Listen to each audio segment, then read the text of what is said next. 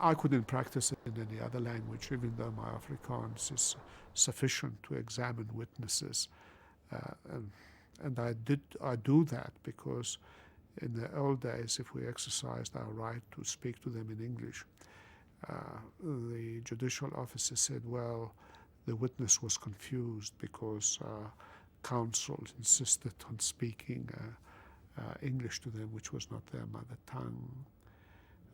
But it has served me well in my profession for over 45 years. I think that people are intimidated by the law, even people who are relatively sophisticated, in inverted commas. People who are less literate, who are intimidated both by the language and by the bureaucracy that surrounds the legal process. It becomes even more difficult. Well, I'm afraid that I can't carry on in your own language other than greet you now.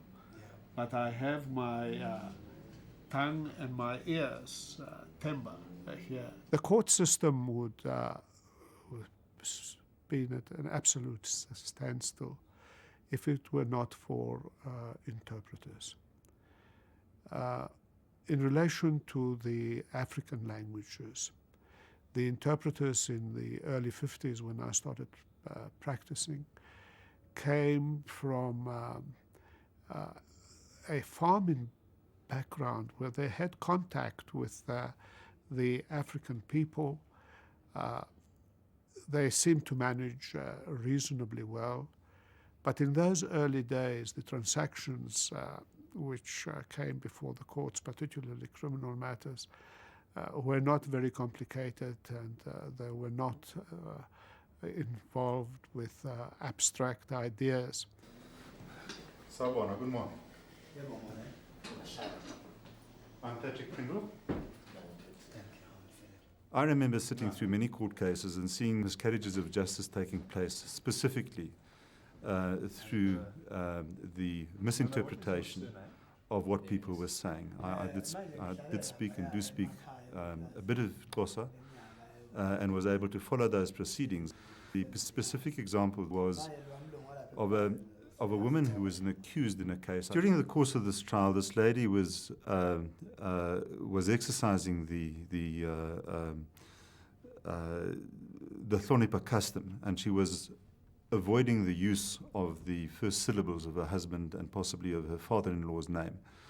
And she came across as being very evasive. I understood what was happening. I could see that the interpreter understood what was happening. But clearly the magistrate had no understanding of that situation. And one was trapped in the situation where not even the interpreter could explain to the magistrate what was actually behind this. So when it came to making a judgment in the matter, the magistrate had no difficulty in finding her to be a completely evasive witness who wouldn't answer the questions directly, when all she was doing was actually complying with her custom. Since 1994, when African legally trained persons have been appointed to the bench as magistrates or judges, they're in a position of understanding the witnesses in the primary language spoken by them. They, of course, have a much more clear appreciation of the issues involved. And it may well be that the nuances in the question and answer may be lost by a mediocre or not such a good interpreter which they pick up.